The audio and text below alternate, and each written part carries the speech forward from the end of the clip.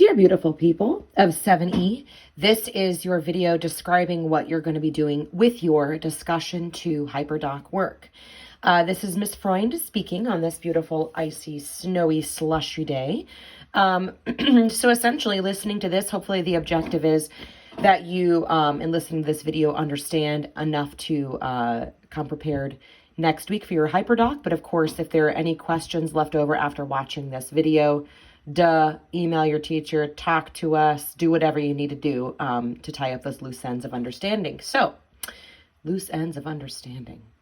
Sounds cool. Okay. Objective for this discussion, essentially next week, whatever day that is, and you can check that group doc in the Google Classroom to understand what day next week, Tuesday, Wednesday, or Friday, you will be meeting with your Lit Circle group in TST, homeroom time. The whole point of the discussion too, and it says this in the HyperDoc, so I highly suggest having this pulled up as you watch this video, is to essentially take that list of theme topics that you analyzed and recorded and discussed, discussion one, narrowing that list of topics down to one theme topic, and also that you're able to support why you're really wanting to focus on that theme topic with text evidence. And that doesn't mean one place and one reason. It means multiple times over the course of the text, you can pluck out where this theme topic is happening enough to really justify why this is not only your favorite, but obviously very consistent, prevalent theme topic happening throughout the book. What you're going to do, though, instead of in this discussion just showing up with discussion notes, you are actually going to create a product. And we call it product because there are three different ways that this product could look. So you're going to create a product that connects the text evidence to that topic, and you're going to show not only your group members, but your teacher what you've learned through a product.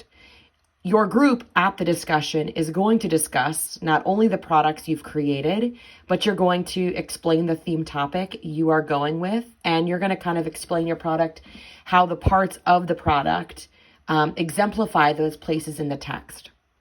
So scrolling down to step one, just like discussion one, you're going to watch essentially a couple of videos. You're just going to essentially do this theme topic and what we call powerful passage review. And this is a Google slideshow that goes more extensively into what that means to have powerful passages. But just as you could imagine that what that implies, a powerful passage is one that leaves no doubt to the reader that the author is obviously, and by obvious, I know that's subjective, but very obviously talking about that theme topic and just screaming out to the audience, to the reader, that they're wanting you to learn about that theme topic in that moment.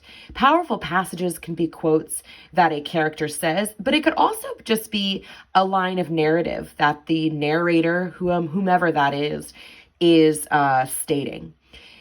The Wonder, that really wonderful book, Wonder, there is an example to see essentially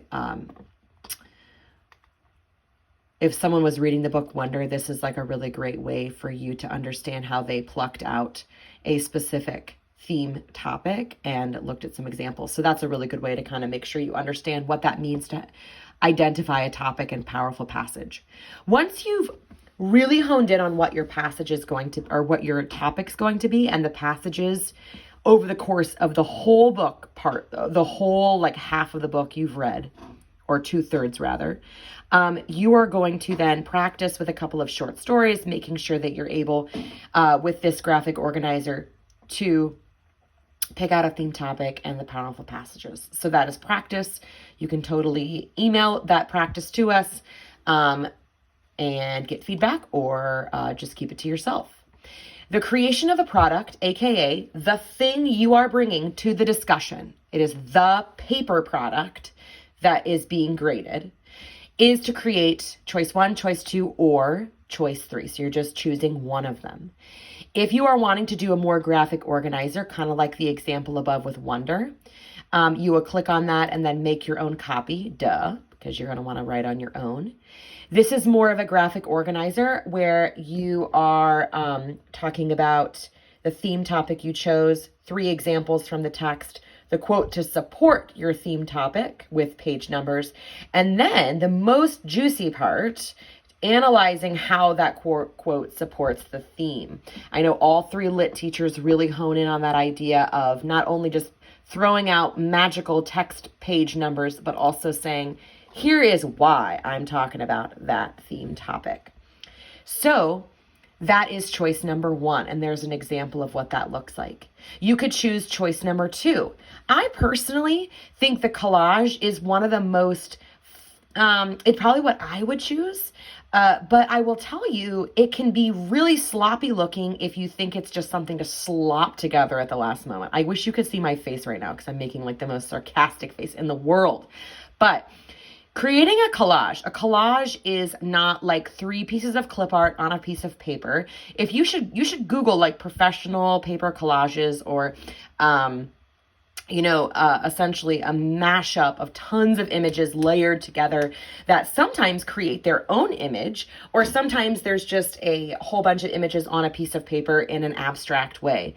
You're going to create a collage of images and text together where the theme topic is shown on that piece of paper. You can make the collage via the computer, or you could make it via like old school style, like I would, like magazine or like cutting out images and doing it on a piece of paper style.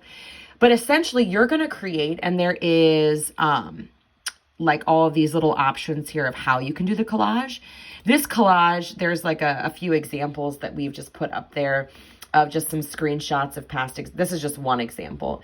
But this person specifically wrote, size is not a measure of strength of character.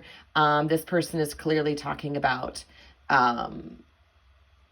how essentially kindness, compassion, those words stuck out in the text.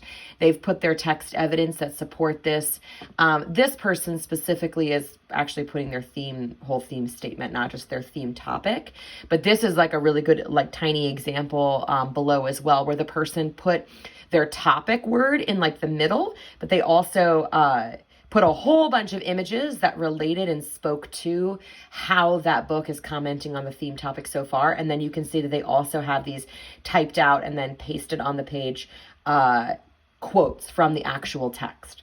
So what's important for the collage is that you need to still have the theme, the text evidence, either on the front in the collage, like the actual quotes in the collage, or on the back of the paper, so that when you're talking to the group about your collage, you know what quotes from the text you're talking about. Choice number 3 is another really beautiful approach where you could, using this graphic organizer, identify, and I'll just pull that up real quick, make a copy. Hello. Thank you. All right. So after you choose your theme topic, you can actually choose those 3 powerful passages. And then what's really cool is if you were a person, and poetry, by the way, can also be songs. But if you can think of 3 different poems or songs that show or remind you of the same topic that you're discussing in this book, it's a really cool way to say, hey, it's kind of like a text-to-text thing where you're saying, here are 3 poems that discuss the same topic of my book, and here is how that poem demonstrates the theme topic, just like my novel does. You would put the words from the actual poem in this document and then directly quote or highlight the parts of the poem that speak to that topic, just like your book does. So it's like a really cool way to show your understanding of the theme topic and those powerful passages, just like in a way where you're more text to text, like you're explaining to people how you're relating to it, how your brain is connecting to the text. The rubric, talking about the artifacts, so all 3 artifact rubrics are found here. Your step 4 just says essentially how to prepare for discussion. You're reading the second third of your book, and you're also creating that product, 1, 2, or 3 from above, and bringing that. You are also going to, either on the back of your product or on a separate sheet of paper, going to construct 3 minimum discussion questions, just like your first discussion. And the discussion rubric is here. In the discussion, you'll notice that you will essentially do kind of what you did the first time, and then you will turn in your product. and then and the discussion questions. Please email your teacher if you have any questions about this. Please check the Lit Circle spreadsheet in Google Classroom to know what date you're going to be going next week, and come prepared, printed out, ready to go, ready to turn in with your product option. Thank you so much and enjoy reading.